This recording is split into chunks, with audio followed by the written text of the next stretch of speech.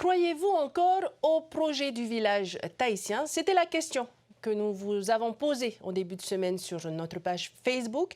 Mais avant de les développer, voici vos réactions.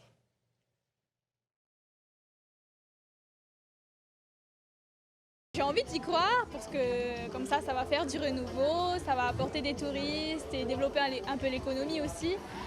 Donc voilà, après, il faut voir au niveau des politiciens.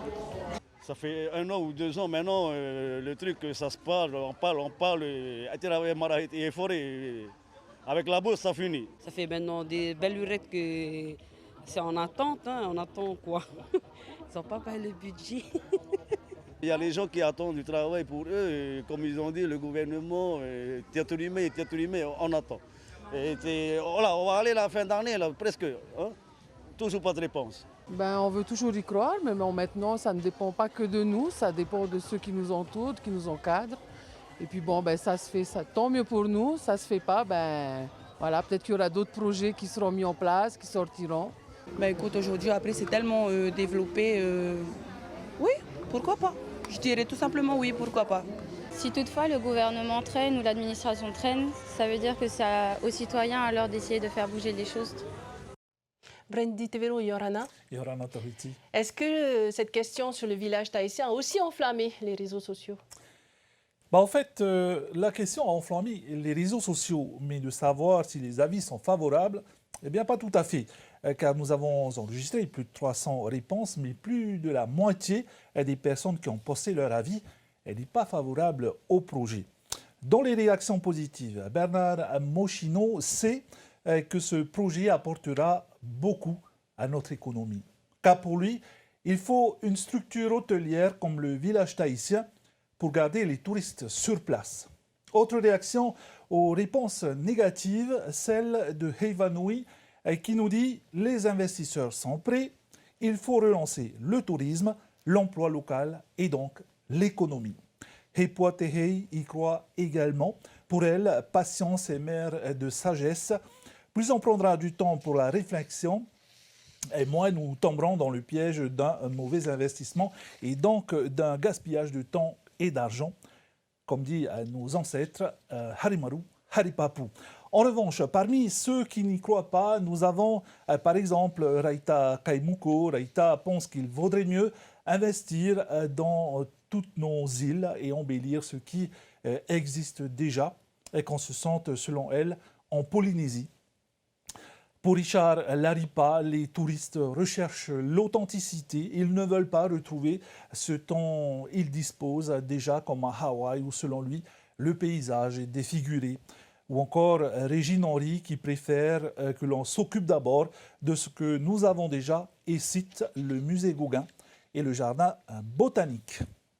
Alors le gouvernement, Brandy, on attendait justement la réponse d'un des investisseurs privés cette semaine. Il s'agit de la société Maori Kaitiaki, qui avait d'ailleurs sollicité un délai de 45 jours pour finaliser le dossier. Et là, il vient d'obtenir encore un délai supplémentaire. Pourquoi ?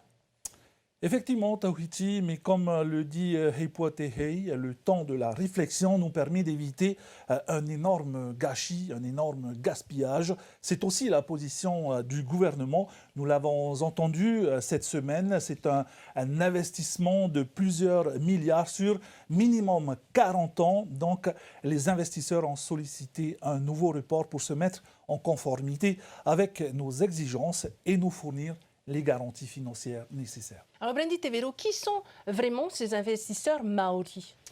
Tahiti, il faut savoir que le groupe Tainui est une des sociétés les plus puissantes de Aotearoa. C'est un groupe qui s'implique majoritairement dans le tourisme, la pêche, les biens immobiliers et la foresterie. Chaque année, il reverse environ 20 millions de dollars à l'économie de la région de Waikato. Le groupe Tainui dispose d'une zone économique exclusive de plus de 25 km², c'est te dire. Tout ça, c'est bien beau, mais le gouvernement reste prudent, car selon un rapport publié fin 2017, les tribus maoris ont un accès limité à du capital frais.